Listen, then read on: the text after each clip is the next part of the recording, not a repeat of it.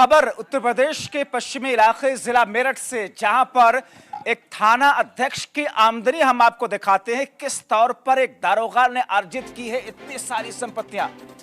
और ऐसे में आमदनी अठन्नी और खर्चा रुपया की कहावत साबित होती है। हस्तिनापुर के थाना अध्यक्ष धर्मेंद्र इनका नाम है। आलिशान फार्म हाउस है, स्विमिंग पूल्स है, सब कुछ है, सारी ऐसी चीजें जो कि बहुत लग्जरियस चीजों में आती हैं। Lavish lifestyle. हस्तिनापुर के थाना अध्यक्ष धर्मेंद्र के ऐशो आराम को आप देखेंगे तो आपको लगेगा मानो किसी बड़े उद्योगपति का यह फार्म हाउस या फिर उनसे जुड़ी हुई सारी चीजें, जो कि इस वक्त हम उनमें से कुछ चीजों को आपको दिखा रहे हैं। R9 टीवी पर इस वक्त आप देख रहे हैं। साहब का अंदाज भी जरा देखिए थाना अध्यक्ष जी का, ऐसा लग रहा है जैसे मॉडलिंग कर रहे हो। तो मेरठ के थाना अध्यक्ष के आमदनी अठन्नी और खर्चा रुपया के स्तर पर, लेकिन सवाल यह कि इन संपत्तियों को अर्जित कैसे किया गया। सवाल इसी बात का है कि ये सारी संपत्ति इनके पास में पहुंची कैसी, आई कैसे। हालांकि इन तमाम चीजों को लेकर के अब कहा यह जा रहा है कि जांच पड़ताल भी इनके खिलाफ में की जाएगी।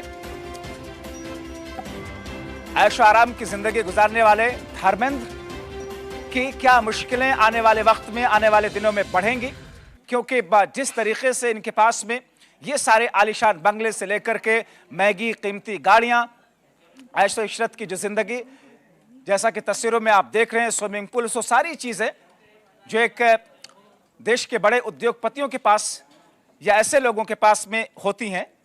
मगर अब सवाल यह है कि इन तमाम चीजों पर जांच पड़ताल भी आगे हो सकती है।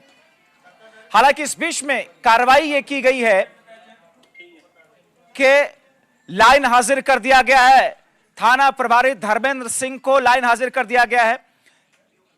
हमारे सहयोगी अब्दुल कादिर फोन लाइन के जरिए हमारे साथ में जुड़े हुए हैं।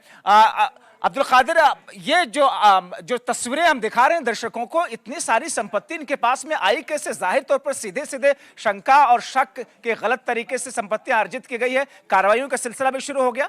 जांच पड़ताल कब तक पूरी होनी है?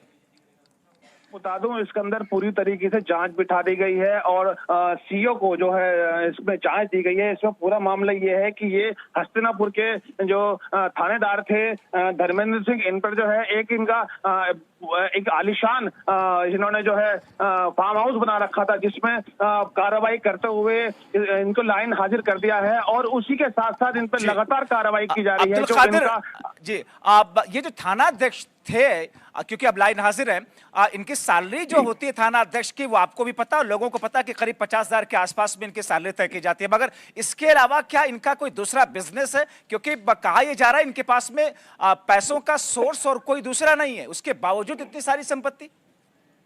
जी बिल्कुल बिल्कुल, मैं आपको बता दूं, इनका कोई और सोर्स नहीं है। इनकी जो तनख्वाह आती है उस तनख्वाह से ज्यादा इनके पास आय से अधिक संपत्ति मिली है, क्योंकि लगभग 1 करोड़ की लागत से वो फार्म हाउस बनाया गया था, जिसमें जांच बैठी गई है। इसमें सबसे बड़ी बात यह है, इसमें जो वहां के स्थानीय लोग थे वो काफी बार शिकायत कर चुके थे, उसके बावजूद भी कोई कार्रवाई नहीं हुई थी।